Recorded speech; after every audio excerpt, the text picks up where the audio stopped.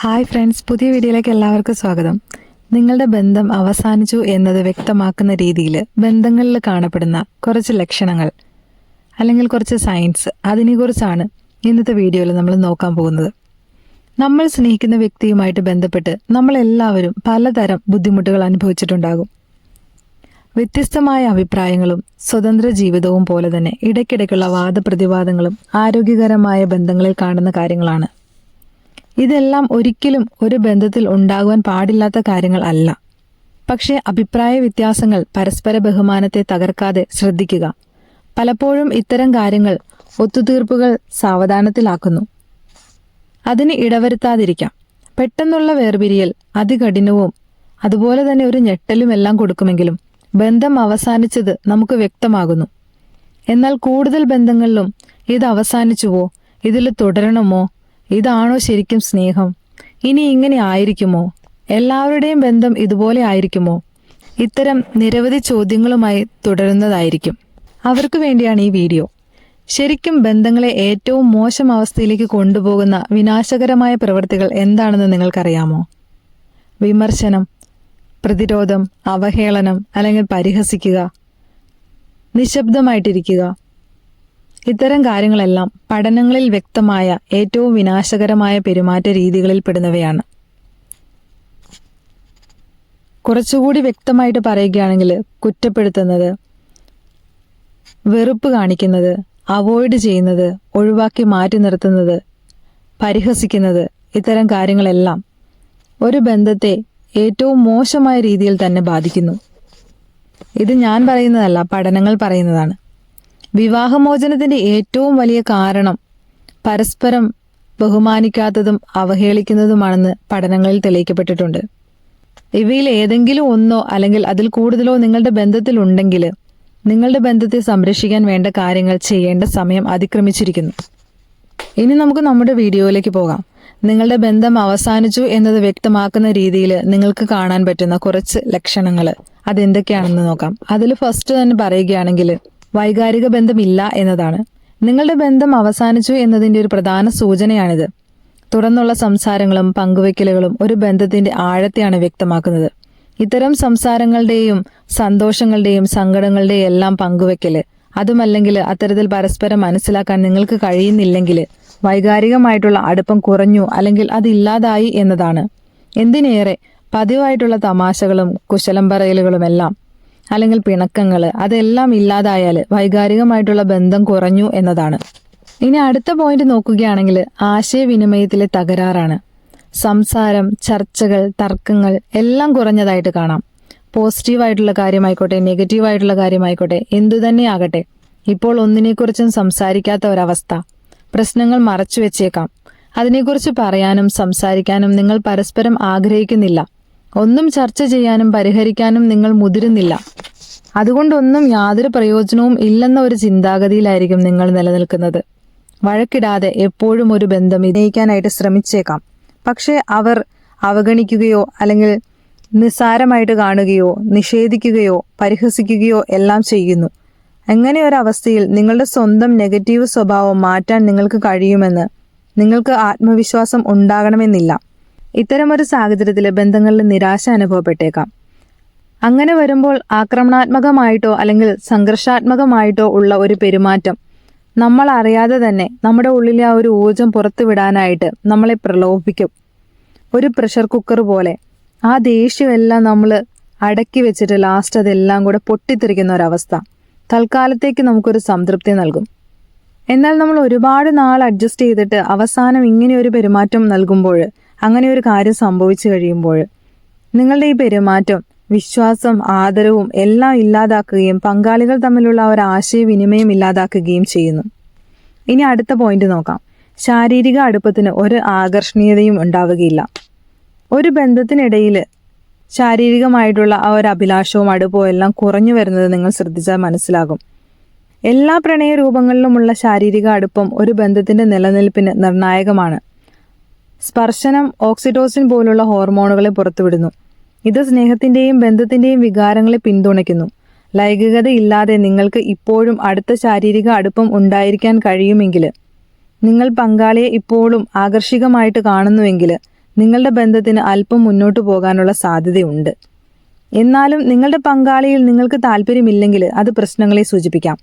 നിങ്ങളുടെ പങ്കാളിയുമായിട്ട് അടുപ്പത്തിലായിരിക്കുക എന്ന ചിന്ത അസ്വസ്ഥത ഉളവാക്കുന്നുണ്ടെങ്കിൽ നിങ്ങളുടെ ബന്ധത്തിൽ കുറച്ച് പരിശ്രമങ്ങൾ കൂടി ആവശ്യമാണ്. അല്ലെങ്കിൽ ഒരു വേർപിരിയൽ അതിൻ്റെ അടുത്തായിരിക്കാം നിങ്ങൾ എന്നതിൻ്റെ സൂചനയാണിത്. ഇനി അടുത്ത പോയിന്റ് നോക്കാം. നിങ്ങൾ അവരെ വിശ്വസിക്കുന്നില്ല.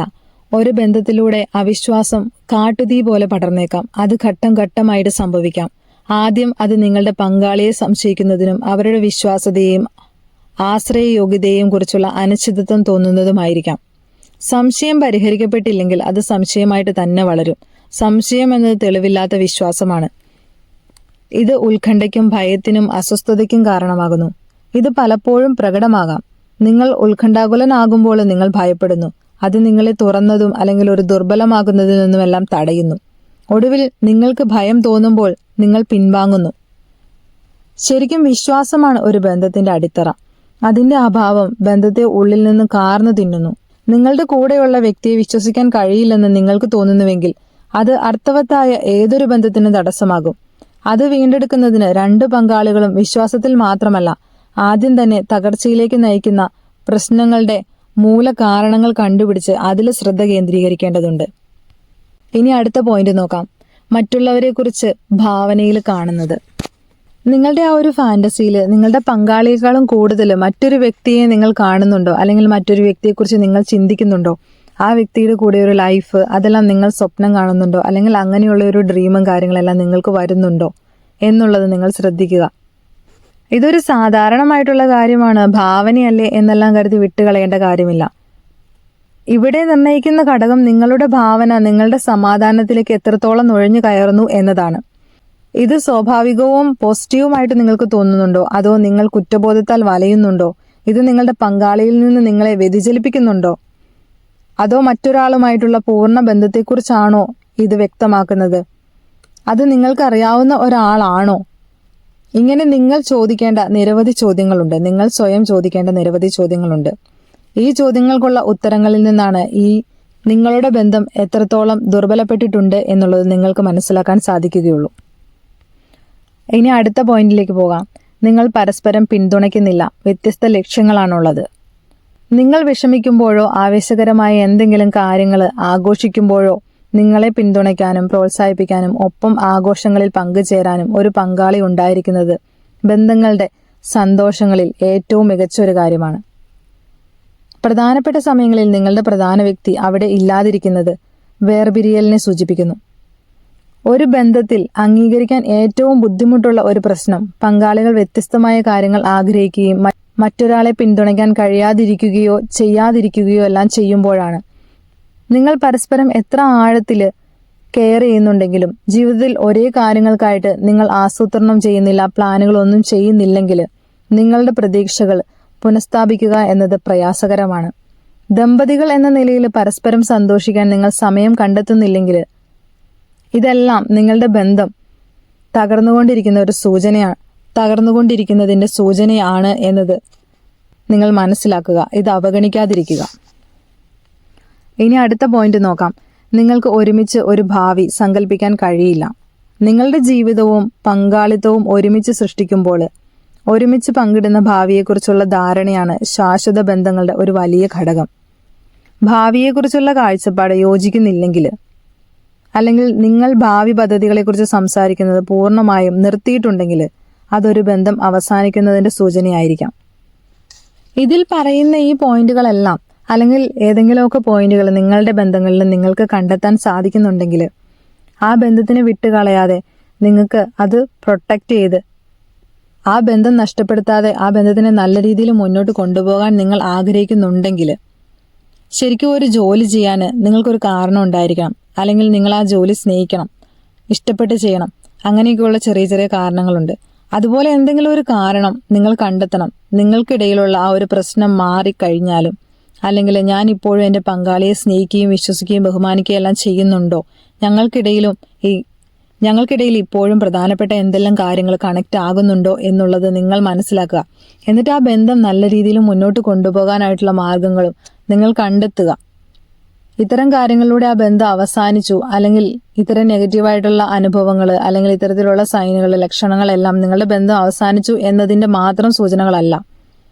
അപ്പോൾ ഈ വീഡിയോയിൽ പറയുന്ന പോലെ എന്തെങ്കിലുമൊക്കെ സയൻസ് നിങ്ങളുടെ ബന്ധങ്ങളിൽ നിങ്ങൾക്ക് കണ്ടെത്താൻ കഴിയുകയാണെങ്കിൽ ഇതെൻ്റെ ബന്ധം അവസാനിച്ചു അല്ലെങ്കിൽ അവസാനിക്കാൻ പോകുന്നതിന് ലക്ഷണമാണ് എന്ന് കരുതി മാറി കൈകെട്ടി നിൽക്കാതെ നിങ്ങൾക്ക് ആ ബന്ധം വേണം, അല്ലെങ്കിൽ ആ വ്യക്തിയും നിങ്ങളുമായിട്ട് ഇപ്പോഴും എന്തെങ്കിലും പ്രധാനപ്പെട്ട ഒരു കണക്ഷൻസ് ഉണ്ട്, അല്ലെങ്കിൽ എൻ്റെ പങ്കാളിയെ ഞാൻ സ്നേഹിക്കുകയും വിശ്വസിക്കുകയും ബഹുമാനിക്കുകയും എല്ലാം ചെയ്യുന്നുണ്ട് എന്നുള്ള ഒരു വ്യക്തത നിങ്ങളുടെ ഉള്ളിലുണ്ടെങ്കിൽ, ആ വ്യക്തി നിങ്ങൾക്ക് വേണം എന്നുണ്ടെങ്കിൽ, ഈ കാര്യങ്ങൾ നിങ്ങൾക്ക് മനസ്സിലാക്കാൻ കഴിഞ്ഞത് പോസിറ്റീവായിട്ടുള്ളൊരു കാര്യമായിട്ട് എടുത്തുകൊണ്ട് അതിനു വേണ്ടിയിട്ട് ഇനി എന്ത് ചെയ്യാം, അല്ലെങ്കിൽ ഇങ്ങനെ ഒരു ഡിസ്കണക്ഷൻ ഞങ്ങൾ തമ്മിൽ ഉണ്ടായിട്ടുണ്ടെങ്കിൽ, അല്ലെങ്കിൽ ഇങ്ങനെ ഒരു അകൽച്ച ഞങ്ങൾ തമ്മിൽ ഉണ്ടായിട്ടുണ്ടെങ്കിൽ അതിനെ ഏത് രീതിയിൽ നല്ല രീതിയിൽ കൂടുതൽ അടുപ്പത്തിലേക്ക് കൊണ്ടുപോകാം, അല്ലെങ്കിൽ നല്ല രീതിയിൽ മുന്നോട്ട് കൊണ്ടുപോകാം, കൂടുതൽ ആഴത്തിലുള്ളതാക്കാം എന്നതിനെക്കുറിച്ച് നിങ്ങൾ മനസ്സിലാക്കുകയും കണ്ടെത്തുകയും അതിൽ ശ്രദ്ധ കേന്ദ്രീകരിക്കുകയും ചെയ്യുക.